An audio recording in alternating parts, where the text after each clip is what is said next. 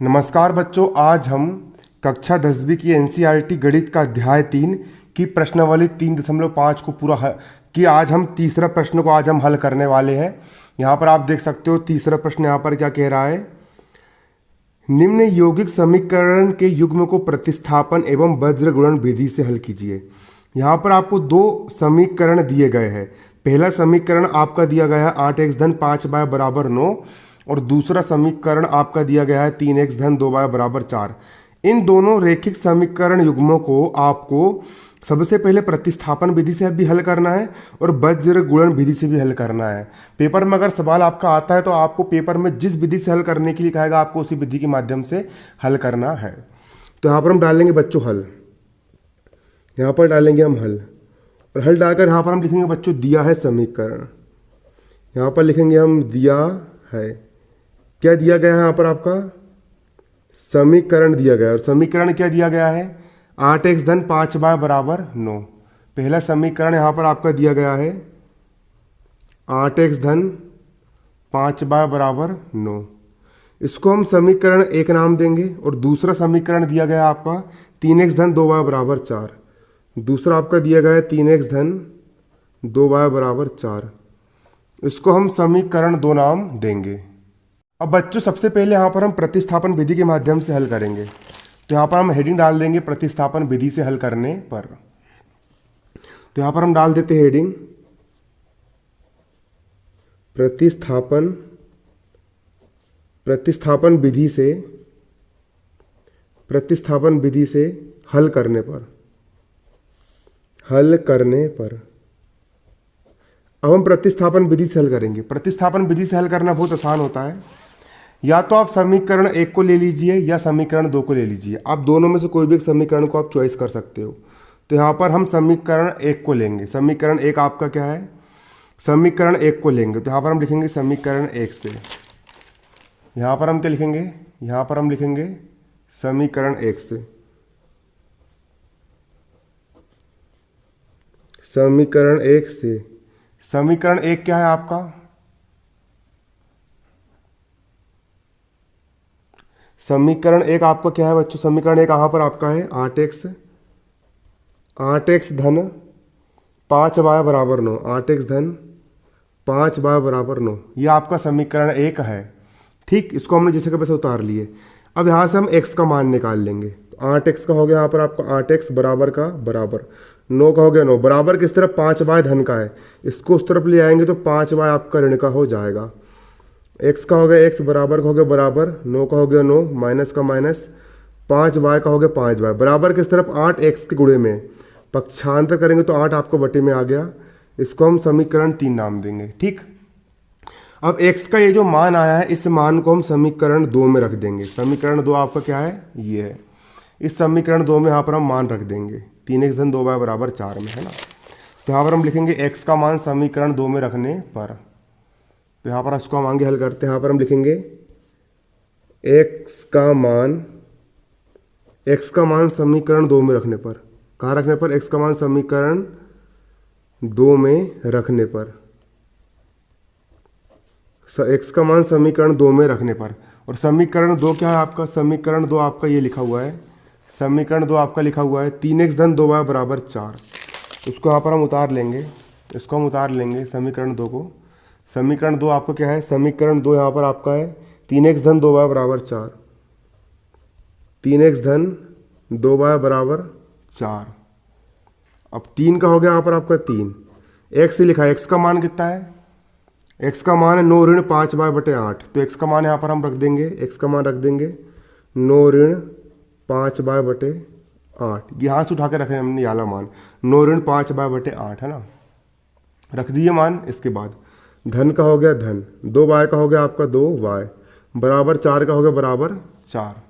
अब आगे हल कर लेंगे, 3 का गुणा अंदर कोष्टक से कर देंगे तो 3 9 हो गया यहाँ पर आपका 27 माइनस का माइनस, और 3 का गुणा फिर 5 से कर देंगे तो 3 5 हो गया यहाँ पर आपका 15, और y का हो गया y बटे का हो गया बटे, और 8 का हो गया 8।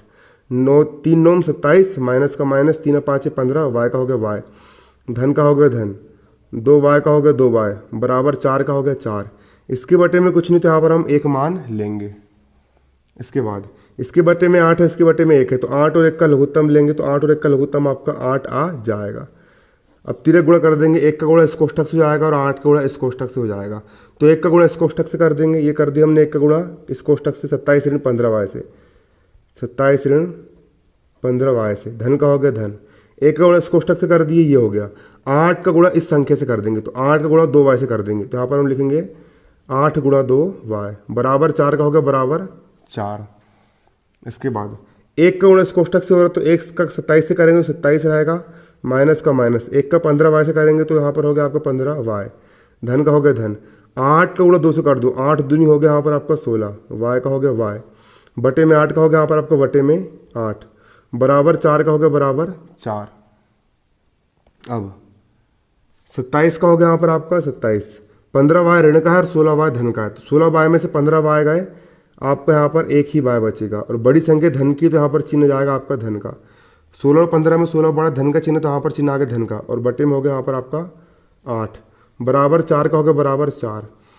अब इसके बटे में कुछ नहीं, तो यहाँ पर हम एक मान लेंगे। अब बच्चों यहाँ पर हम तिर्यक गुणा करेंगे, तो यहाँ पर हम लिखेंगे तिर्यक गुणा करने पर, तिर्यक गुणा। तिर्यक गुणा कैसे करते, उसका गुणा इसके साथ कर देंगे और इसका गुणा इसके साथ कर देंगे, तो 1 का गुणा हो जाएगा 27 धन y के साथ, तो यहाँ पर हम कर देंगे गुणा। ठीक है, देखिए ये 1 का गुणा कर देंगे यहाँ पर हम किससे, 27 धन y से बराबर, और 1 का गुणा हमने इससे कर दिए, 1 का गुणा हमने इससे कर 27 धन y से, 8 का गुणा 4 से कर देंगे, 8 गुणा 4, 8 चौ 32 हो जाएगा, तो 8 का गुणा हम 4 से कर देंगे, तो 8 चौ कितना जाएगा यहाँ पर आपका 32 हो जाएगा, 8 चौ हो गया आपका 32। अब 1 का गुणा किसी में करो, उतने को उतने आते, 27 धन y का हो जाएगा यहाँ पर आपका 27 धन y बराबर का बराबर, 32 का हो गया यहाँ पर आपका 32, y का हो गया y बराबर का बराबर, 32 का हो गया 32, बराबर किस तरफ 27 धन का है, इसको उस तरफ ले जाएंगे तो 27 आपका ऋण का हो जाएगा, y का हो गया y। अब 32 में 27 गए, कितना बचेगा यहाँ पर आपका 5 बचेगा, 27 28 30 32, कितना बचेगा यहाँ पर आपका 5 बचेगा। 32 में से 27 घटाएंगे तो कितना बचेगा यहाँ पर आपको 5 बचेगा, y का मान कितना आ गया 5 आ गया। अब y के मान को हम समीकरण 3 में रख देंगे, तो यहाँ पर हम लिखेंगे y का मान समीकरण 3 में रखने पर, यहाँ पर लिखेंगे y का मान समीकरण 3 में रखने पर, y का मान समीकरण 3 में रखने पर, कहाँ रखने पर, y का मान समीकरण 3 में रखने पर।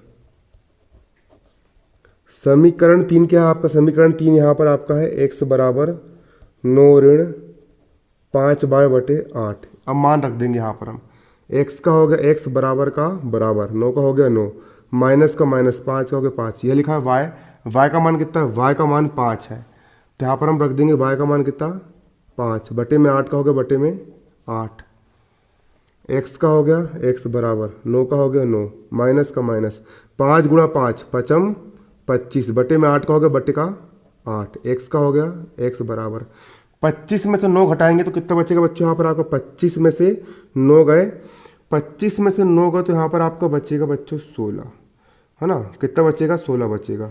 बड़ी संख्या ऋण की है, 25 ऋण का, तो यहाँ पर आगे चिन्ह ऋण का, बटे में 8 का होगा बटे में 8। बच्चों आपको कॉपी में अच्छा समझ में आता है या आपको बोर्ड में अच्छा समझ में आता है, कमेंट करके जरूर बताइएगा। x का हो गया x, हमको बोर्ड में बहुत मेहनत लगती है, कॉपी में मेहनत बहुत कम लगती है ना, माइनस का माइनस कर दो ना, 8 एक कम 8 और 8 दूनी हो गया आपका 16, तो x का मान आ गया आपका 2, तो x बराबर हो जाएगा आपका -2। ठीक, x का मान आ गया -2, तो यही हो गया यहाँ पर आपका आंसर। आपका आंसर के निकल करके आ गया, आपका आंसर आ गया x बराबर -2 और कोमा y बराबर आ गया यहाँ पर आपका 5। यही यहाँ पर आपका आंसर निकल करके आ गया। लेकिन बच्चों यहाँ पर एक बात और सोचने वाली ये है, यहाँ पर एक बात और सोचने वाली यहाँ पर ये है बच्चों, एक बात यहाँ पर सोचने वाली यहाँ पर ये है बच्चों कि सिंपल सा लॉजिक है कि इस सवाल को तो अभी हमने कौन सी विधि के माध्यम से हल करे, हमने प्रतिस्थापन विधि के माध्यम से हल करे। अब इसी सवाल को हम वज्र गुणनखंड विधि से हल करेंगे तो भी आपका आंसर इतना ही निकल करके आएगा, x का मान ऋण 2 ही आएगा और y का मान यहाँ पर आपका 5 ही निकल करके आएगा। तो यहाँ पर हम फिर से समीकरणों को लिखते हैं। देखिए आपके समीकरण क्या क्या दिए थे, आपके समीकरण दिए थे 8x धन 5y बराबर 9, 8x धन 5y बराबर 9। और दूसरा समीकरण आपका दिया गया था 3x धन 2y बराबर 4। इसको यहाँ पर लिख लेते हैं 3x धन 2y बराबर 4। यहाँ पर आपके ये दो समीकरण आपको दिए गए थे। हाँ, अब इन समीकरणों को हमको कौन सी विधि से हल करना है? हमको इन समीकरणों को वज्र गुणनखंड विधि से हल करना है।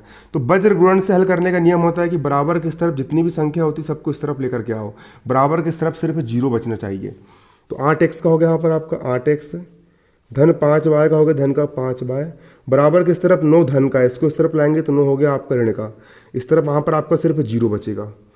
3x का हो गया यहाँ पर आपका 3x धन 2y का हो गया आपका धन का 2y, बराबर किस तरफ 4 धन का, इसको इस तरफ लाएंगे तो 4 हो गया आपका ऋण का। यहाँ पर सिर्फ आपको कितना बचेगा बच्चों? यहाँ पर आपका सिर्फ 0 बचेगा। अब यहाँ पर हम इसको वज्र गुणन विधि से हल करेंगे। तो यहाँ पर हम लिखेंगे वज्र गुणन विधि से हल करने पर, वज्र गुणन विधि से हल करने पर, वज्र गुणन विधि से हल करने पर, हल करने पर अब इसको हम वज्र गुणन विधि से हल कर लेंगे। तो वज्र गुणन विधि से हल करने का नियम क्या होता है बच्चों? देखिए यहाँ पर x और यहाँ पर x, तो यहाँ पर हमने लिख लिए x और यहाँ पर हम लगा देंगे बटा, बराबर यहाँ पर भी y, यहाँ पर भी y का मान निकालना, तो यहाँ पर हम लिख लेंगे y और यहाँ पर लगा देंगे बटा, बराबर ये भी संख्या ये भी संख्या, तो यहाँ पर हम लिख लेंगे संख्या 1 और यहाँ पर हम लगा देंगे बटा। अब हमको x का मान निकालना है, x का मान निकालना है तो x वाले को छुपा देंगे, इसका गुणा इसके साथ, फिर माइनस इसका गुणा इसके साथ, तो 5 का गुणा ऋण 4 से हो जाएगा। तो यहाँ पर 5 का गुणा कर देंगे, यहाँ पर हम, ये तो गलत हो गया ना, बटे में लिखना है आपको ना, तो यहाँ पर नीचे लिख रहा हूँ मैं ना, 5 का गुणा ऋण 4 से हो जाएगा, तो 5 का गुणा हो गया ऋण के 4 से, फिर बीच में सूत्र का माइनस लगा देंगे, इसका मल्टीप्लाई इससे, फिर इसका गुणा इससे, तिरक गुणा इसका इससे, इसका इससे, इसका इससे कर दीजिए, अब माइनस लगा देंगे, अब इसका इससे कर देंगे, ऋण 9 का गुणा हो जाएगा 2 से, तो कोष्टक में ऋण 9 का गुणा हो जाएगा यहाँ पर आपका 2 से। अब y के बटे में भी ऐसे कर लेंगे, y का मान निकालना है तो y वाले को हम लुका देंगे, y का मान निकालना है तो y वाले को छुपा देंगे, इसका गुणा इसके साथ कर देंगे और इसका गुणा इसके साथ, तो ऋण 9 का मल्टीप्लाई हो जाएगा 3 से। तो यहाँ पर हम लिख लेंगे ऋण 9 गुणा कर देंगे 3 से, फिर बीच में सूत्र का माइनस लगा देंगे, इसके बाद इसका गुणा इससे कर दिए। अब 8 का गुणा हो जाएगा ऋण के 4 से, तो कोष्टक में लिख देंगे यहाँ पर हम 8 गुणा ऋण का 4। इस प्रकार से यहाँ पर आप लिख सकते हो, बराबर 1 का हो गया 1। अब संख्या वाले का मान निकालना है, संख्या का मान निकालेंगे, संख्या वाले को यहाँ पर हम छुपा देंगे, इसका गुणा इससे लगा देंगे, फिर बीच में माइनस इसका गुणा इससे, 8 का गुणा 2 से कर देंगे, फिर माइनस 3 का गुणा 5 से कर देंगे, 8 का गुणा 2 से और 5 का गुणा 3 से, 8 का गुणा 2 से कर देंगे, तो यहाँ पर हम लिख लेंगे 8 गुणा 2, फिर बीच में लगा देंगे हम माइनस, है ना, यहाँ पर हम छुपा दिए इसको, 8 गुणा 2 से कर दिए माइनस, 5 गुणा 3 से कर देंगे, 5 गुणा 3, यहाँ पर हम लिख लेंगे कितना, 5 गुणा 3 यहाँ पर हम लिख लेंगे।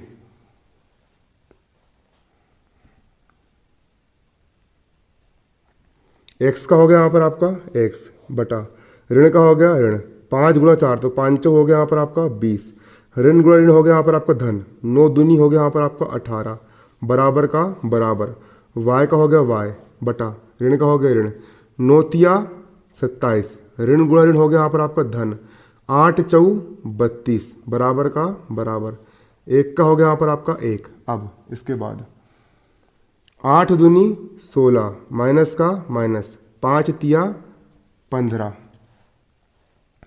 अब इसके बाद x का हो गया यहाँ पर आपका x बटे 20 ऋण का 18 धन का, तो 20 में से 18 गए 2 बचा, बड़ी संख्या ऋण की चिन्ह आ गया यहाँ पर ऋण का, बराबर का बराबर, y का हो गया y बटे 27 ऋण का 32 धन का, तो 32 में 27 घटाएंगे तो बचेगा यहाँ पर आपका 5, 27 और 5 कितना होता है आपका 32 होता है, बराबर का बराबर, 1 का हो गया 1, 16 में से 15 का यहाँ पर बचा आपका 1। अब ये तीनों यहाँ पर बराबर, एक बार इसके बराबर में इसको ले लेंगे और इसके बराबर इसको ले लेंगे, x बटे ऋण 2 बराबर हो जाएगा 1 बटे 1, तो x बटे ऋण 2 बराबर हो जाएगा आपका 1 बटे 1, तथा यहाँ पर लिखा आपका y बटे 5, इसके बराबर हो जाएगा 1 बटे 1, y बटे 5 बराबर हो जाएगा 1 बटे 1। अब तिरक गुणा कर देंगे, इसका इससे इसका इससे, 1 से कम हो गया यहाँ पर आपका x बराबर का बराबर, ऋण 2 1 कम हो जाएगा यहाँ पर आपका ऋण का 2, तथा y कम हो गया आपका y बराबर का बराबर, 5 1 कम हो गया आपका 5, और यही हो गया यहाँ पर आपका आंसर, x का मान ऋण 2 और y का मान 5। प्रतिस्थापन विधि से भी इतने आंसर आया था और वज्र गुणन विधि से भी आपका इतना ही आंसर आया था। ठीक, आपको जो विधि सरल लगे आप उस विधि से हल कर सकते हो, लेकिन पेपर में अगर उसने पर्टिकुलर पूछा कि देखो बच्चों हालत देख सकते हो आप लोग मेरी, है ना।